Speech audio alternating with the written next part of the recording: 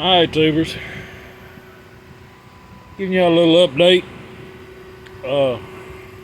Finished my firebox. It took me longer than what I thought, but I'm happy with it. I mean, taking some time anyway, probably a good thing.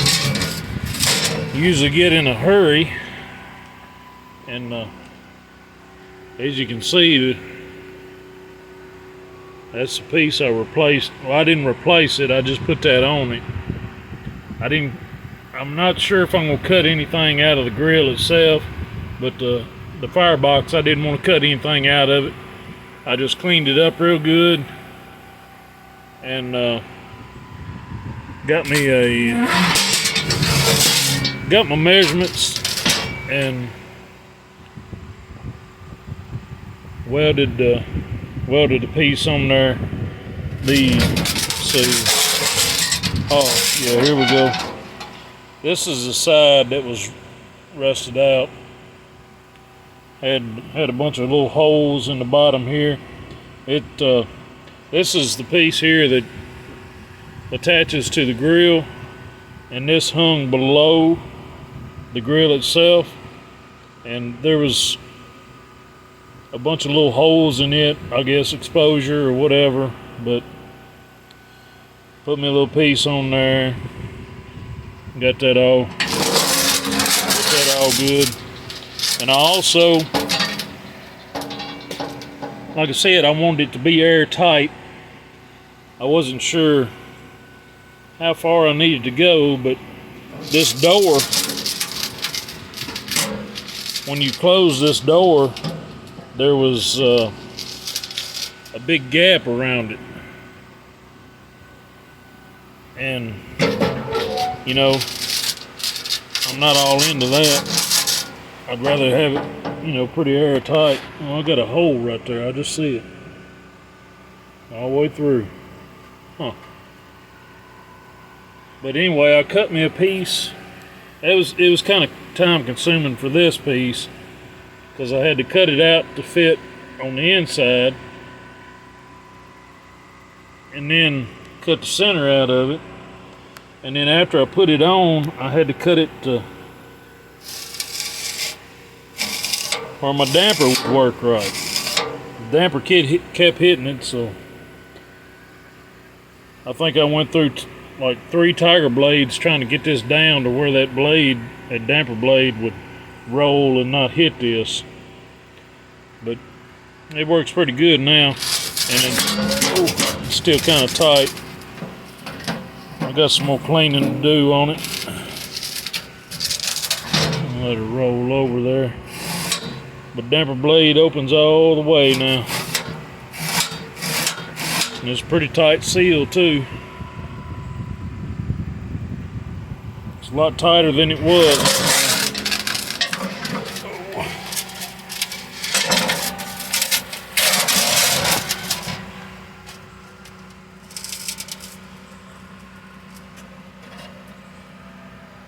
Oh yeah, I can't see nothing. I can barely see anything, so.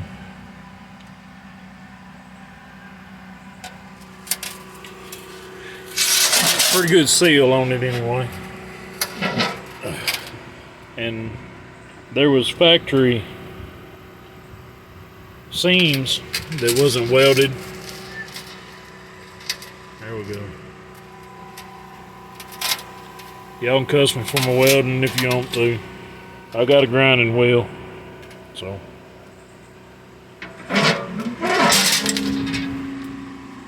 Now all I gotta do is brush it up real good and paint it. Oh, and it'll be ready. I've got a few hours in on that. I guess I'll have a few hours in on this here too. As you can see, I haven't hit it with the wire wheel yet, so that's just scraping and a little bit of vacuum work there. It's gonna be full of holes, I imagine.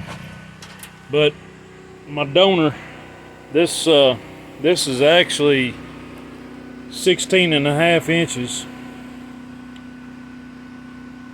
and my donor piece is an old water tank, and it is actually 16 inches.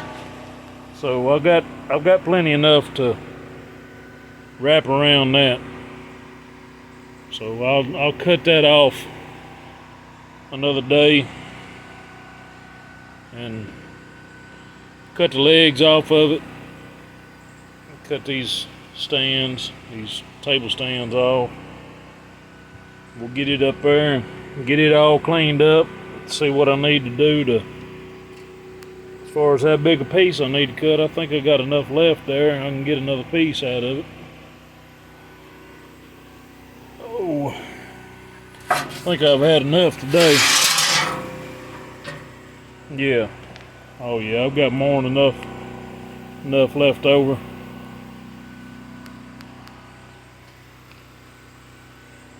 To get enough to wrap around the bottom side of that. But yeah, got my burn box done anyway. And clean it up a little bit more and paint it.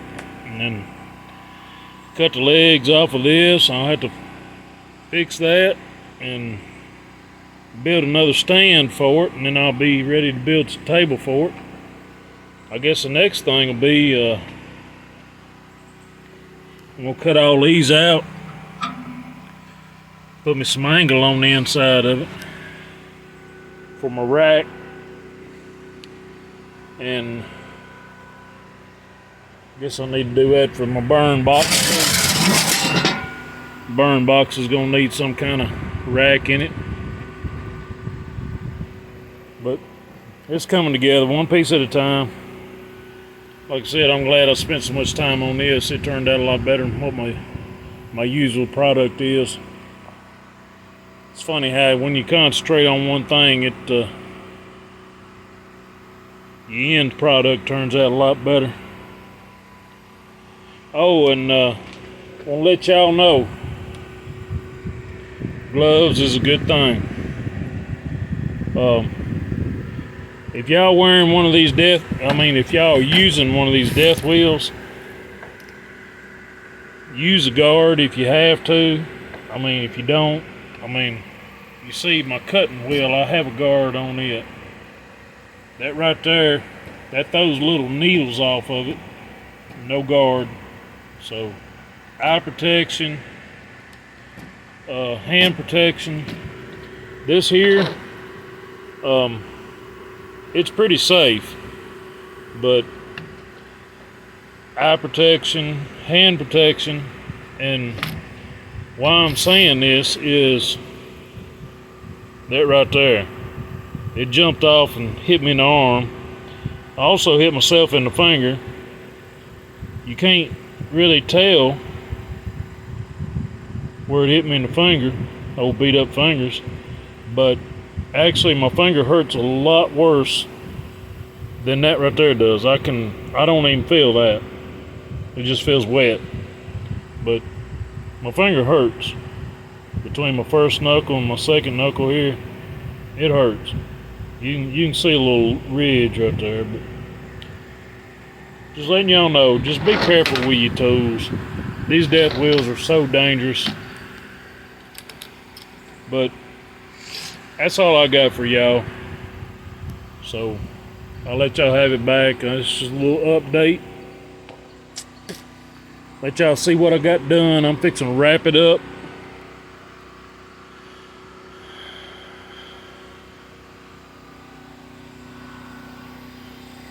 She rained a little bit on us. She's still cloudy though. Supposed to be some more rain coming in tonight. Oh yeah, tractor's down. I'll see 9:40. I'll run out here right quick and show y'all what we got going on the tractor before I shut you down. But look at there, sweet potatoes. Son got a bunch of sweet potatoes right there. That's why I didn't mow that out.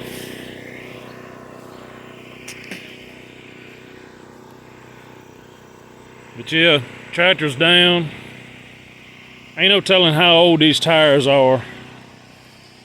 These are, I think these are 8-ply tires. But as you can see, the tube was actually sticking out. Yeah, right there's the tube. Tube was actually sticking out, and it finally, I guess we finally hit something that popped it. So, cheapest I can find an 8-ply tire is like $500. That is absolutely crazy. These old tractors, they're usually on Craigslist and Facebook for $1,200 to $1,500 to, you know, a real nice one for $2,400. And just that one tire is $500 new. That just kills me. But anyway, I'm putting some money back. We got to get a tire for this thing. We need another tire too, but